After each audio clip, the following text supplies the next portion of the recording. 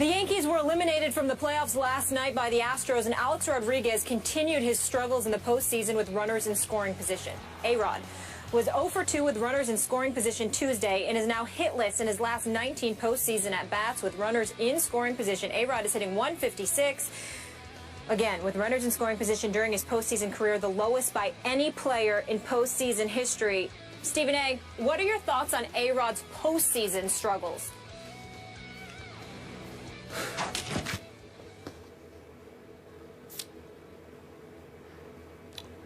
It's embarrassing.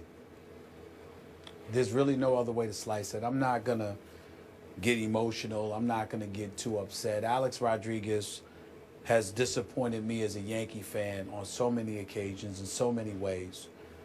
He's emblematic of everything that's gone wrong for the Yankees in this millennium. They've got one World Series title in the last 15 years, something that Skip has reminded me of. I'm a diehard Yankee fan, and today I'm dead. I'll be back alive. I'll be resurrected next season. I'll root for my Yankees like I always do.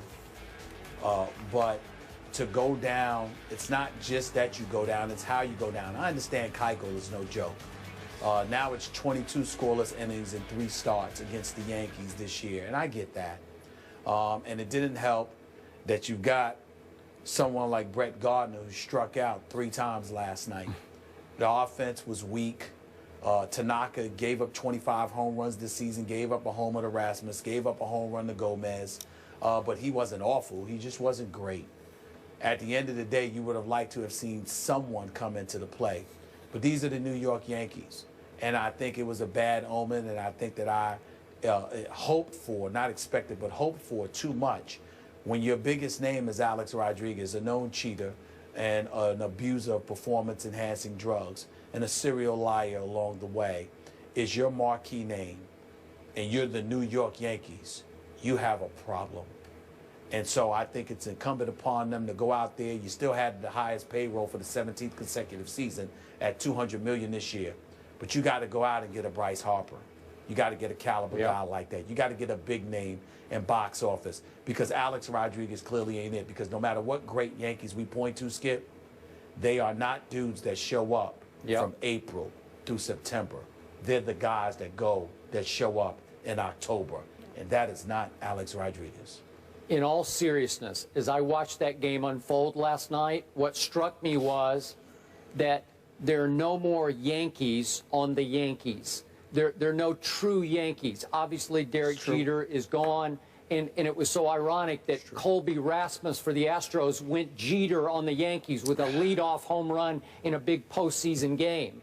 And I look at this year as you had to depend on Alex Rodriguez, and for a while, he carried your team. And then the flashpoint, the microcosm of your season came bottom 6, 2 outs, A-Rod at the plate, and this is it. This is the moment. 2 on. And yeah, 2 men on, and 1 pitch, 1 swing, can of corn, fly ball to center field to Cargo, and basically that was the end of that game. It was that moment because you had to depend on Alex Rodriguez. That's not the New York Yankees as we used to know and love them. Absolutely right. Absolutely right. It means nothing to me what he does in a regular season. You know that. Everything was about the postseason, like I said. And once again, he didn't show up. After swearing, we're playing for CC now. I knew then. You said it. I knew then it was a problem. Yep. More postseason baseball tonight. The Pirates host the Cubs in the NL wildcard game. Thank you to Ronda Rousey, Joanna for joining us, Herm Edwards. Rhonda was great today. I really enjoyed listening. She was fantastic, right? I'm going to read that book, Ender's Game. I saw the movie. I don't know if it's as good as the book. All right, I'm going to check it out. Thank you guys so much for being with us. We'll see you tomorrow. Says now that he's back, he's not looking back, and there's no need to reminisce. I want to correct myself. I apologize. I said you have a personal relationship with Greg Hardy or mentoring him. No, it's Randy Gregory. So let's get that straight first. How do you feel, though, Coach, about Greg Hardy being back in the NFL and playing this weekend? Well, he gets a second chance, an opportunity, and you got to give Jerry and Stephen Jones a lot of credit. You know, they've done this before with players.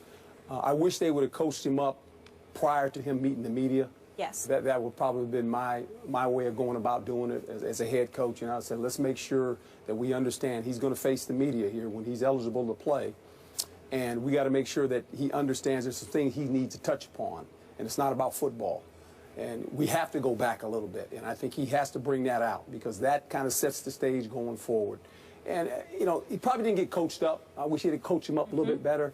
He could have shown a little bit more humility, being grateful to have this opportunity to come back. And you can't take the past away, obviously. You got to move forward, but he needed to be coached up. They coached him up on the offseason. They coached him up when they brought him in, and I think they dropped the ball a little bit here before he went to the media because the media. I say this as a media person. They have an obligation to ask him these questions. Yes. I mean, that's what people want to know. I mean, besides he's a good pass rusher, good football, we get that part of it. But it's the other part. You know, are you sorrowful for your you know, the way you have been portrayed? You know, and you don't have to get into everything, but you need to say something. And I think that kind of they dropped the ball. Mishandled. So if you had been head coach of this team, Yes, sir. and you had had a vote in the situation, in the matter, would you have voted no to have him on your football team? Yes, I would have voted no. That's just, And what if your owner had said, gee, I just think we need him and I want to bring him in? You have no choice, well, then right? if the owner says you bring him in, then I'm going to say I'm going to work with the guy.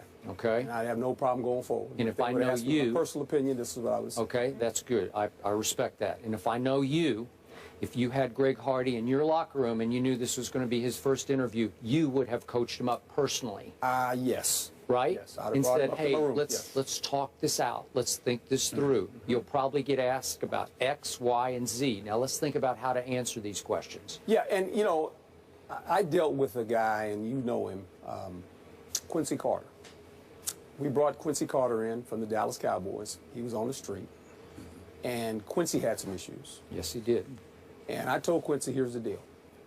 Every Tuesday on the off day, you're going to come and you're going to sit with me in my office. We're going to spend an hour every Tuesday. And you got to be here every Tuesday. Off day, don't care about the off day. You come see me. We never talked about football. And we did that until he got ready, and then he actually played for us. Won 2 out of the 3 games. Yep. Chad went down. So, you know, that's me. Now, I'm not saying every coach has to do that, but I felt obligated, hey, I got to help this guy. Because if I can make him a better man, he's going to be a better football player. You think you helped a little bit? I think I did. And if you ask Quincy, he'll probably say that too. Yep. So, you know, that's kind of where it was for me personally. But every coach handles it different. Yep. I'm not saying my way's the best way. It's just the way I would have handled it. I really appreciate that. Stephen A. Conversation's a struggle for me, to be quite honest with you. I remember a few months ago when I was on the air and I was on my radio show and I was talking about how he got convicted via a bench trial in North Carolina.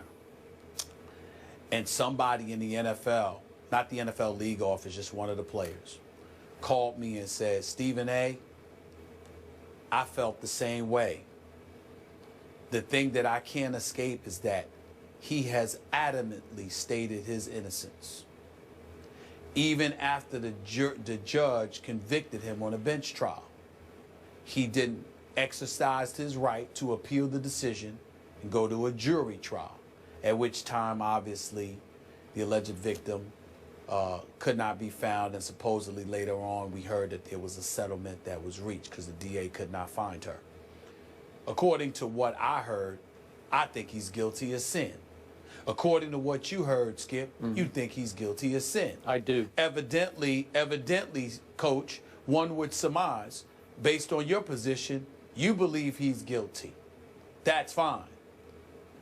But if Greg Hardy doesn't believe he's guilty, we now have a problem. Because we have a problem because here is a guy that doesn't want to confront the issue and clearly has been coached to deflect and evade in a society where it's not going to be allowed.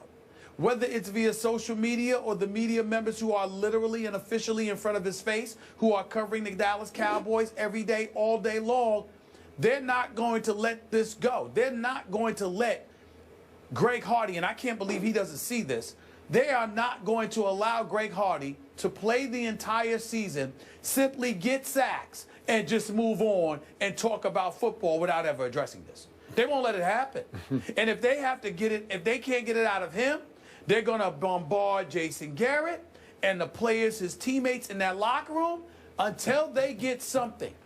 Some level of contrition, some level of admission, some level of any kind of explanation as to what has happened. This guy, right now, I think that we need to step up, regardless in this PC world that we're living in. We have to recognize that we believe he's guilty, particularly emanating from what a judge on a bench trial in North Carolina has validated for us all. But this guy has said that he is innocent, and he has proclaimed his innocence, and he is acting like he has nothing to address. Somewhere along the way, somebody is going to have to deal with the reality that he believes along the way he didn't do something wrong. That's scary to me. It should be scary to us, no doubt. But it is a reality that we cannot escape. This guy clearly does not believe he did something wrong. You want to respond? No, you go. All right. Stephen A., thank you for what you just said. Can't tell you from my heart how much I agree with every word you just uttered. And I'm going to take it one step farther.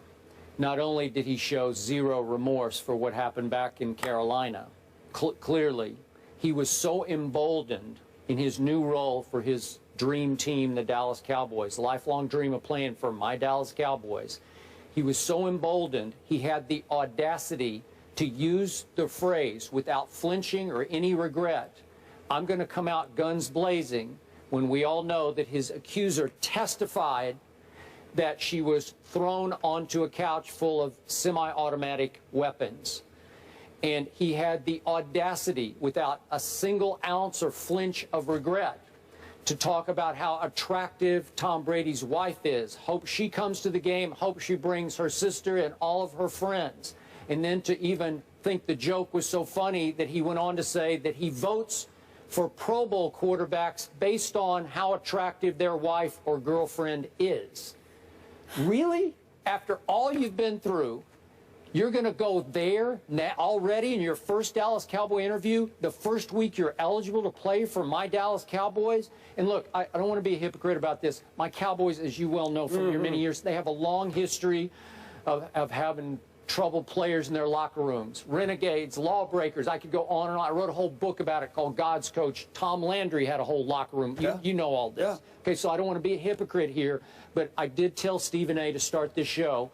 It made me ashamed, made me embarrassed, made it very difficult for me to root for my Cowboys this Sunday because I have to also root for him. And I was on the record, as Coach Herm said.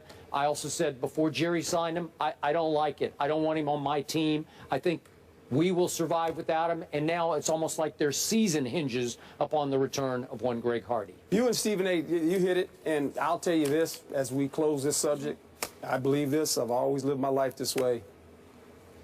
What we eventually do in the dark comes to the light. And so it'll all come to the light. No question. Sooner or later, it'll all come to the light. And as a woman, I really appreciate all your comments, remarks there, and your honesty. Thank you.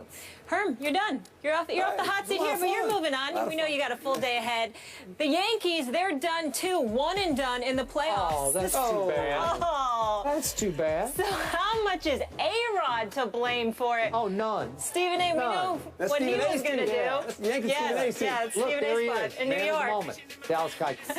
We'll get into it next. Thanks, Coach. Thank you.